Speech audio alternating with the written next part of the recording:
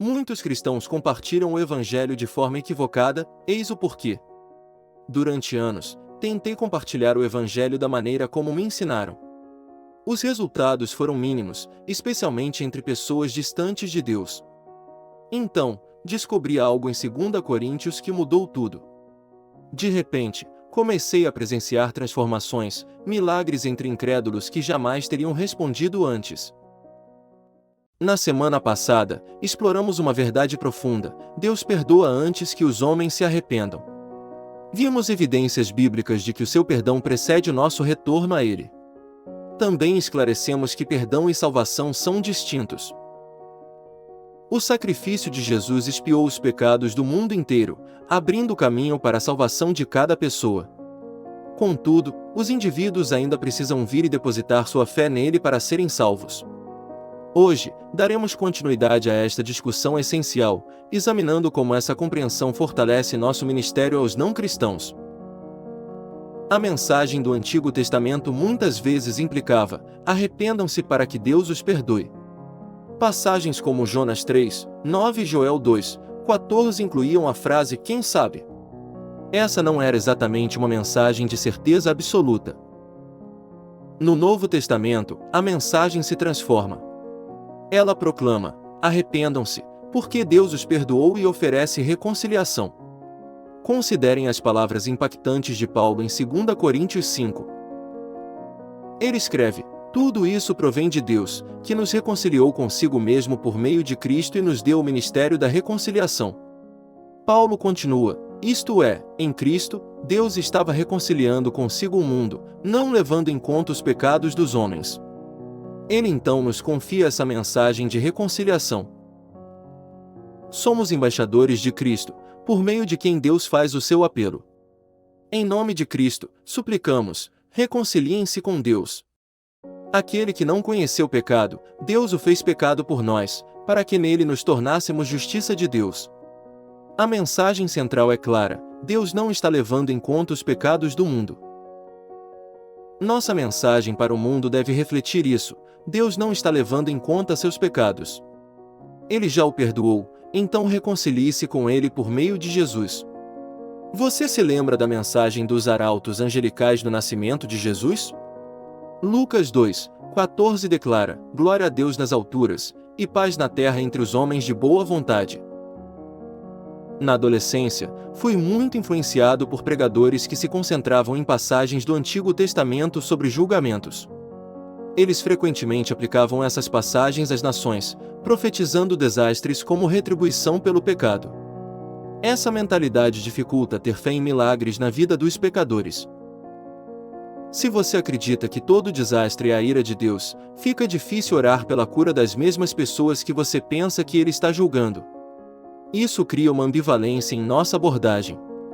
Um líder respeitado, que deixou um grande legado, profetizou o julgamento sobre os Estados Unidos.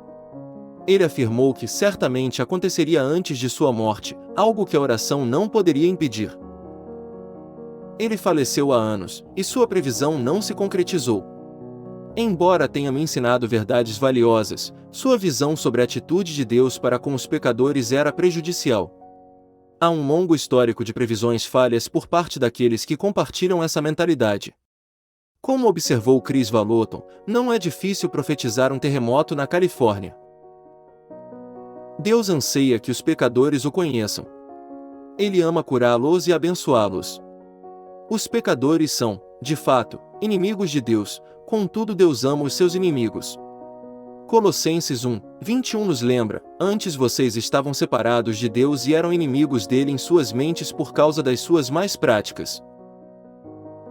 Mateus 5:44-45 nos instrui: amai os vossos inimigos e orai pelos que vos perseguem, para que venhais a ser filhos do vosso Pai que está nos céus. Ele faz nascer o seu sol sobre maus e bons e envia chuva sobre justos e injustos. À medida que minha teologia sobre a atitude de Deus para com os pecadores se transformou, testemunhei muito mais milagres ao orar por eles. Você precisa compreender a infinita bondade de Deus para com aqueles que não o conhecem. Essa compreensão alimenta sua fé nos milagres que Ele deseja realizar na vida deles. Um entendimento equivocado do coração de Deus inevitavelmente prejudicará sua fé. Este ensinamento sobre o perdão pode suscitar questões sobre o julgamento de Deus. As Escrituras, de fato, ensinam que Deus julgará o mundo e cada pessoa. Como essa verdade se alinha com o que discutimos hoje? Se você já presenciou muita injustiça, entende a necessidade de julgamento. Julgar não se trata primordialmente de perdoar ou não perdoar, trata-se de corrigir as coisas. Traz verdade e luz a todas as áreas ocultas. Os homens que não respondem ao perdão de Deus continuam a permanecer na morte espiritual. A ira de Deus se dirige contra a própria injustiça, como afirma Romanos 1:18. O julgamento de Deus muitas vezes envolve entregar os homens às consequências de suas escolhas, como vemos ao longo do capítulo 1 de Romanos. Considere Isaías 61, 1-2. O texto fala sobre proclamar o ano da graça do Senhor e o dia da vingança do nosso Deus. Observe a distinção: um ano de graça, mas apenas um dia de vingança. Jesus estava na sinagoga e citou essa passagem, mas não chegou a dizer o dia da vingança do nosso Deus. Então ele declarou: hoje se cumpriu esta passagem da Escritura que vocês acabaram de ouvir. Por que Jesus omitiu a parte sobre vingança?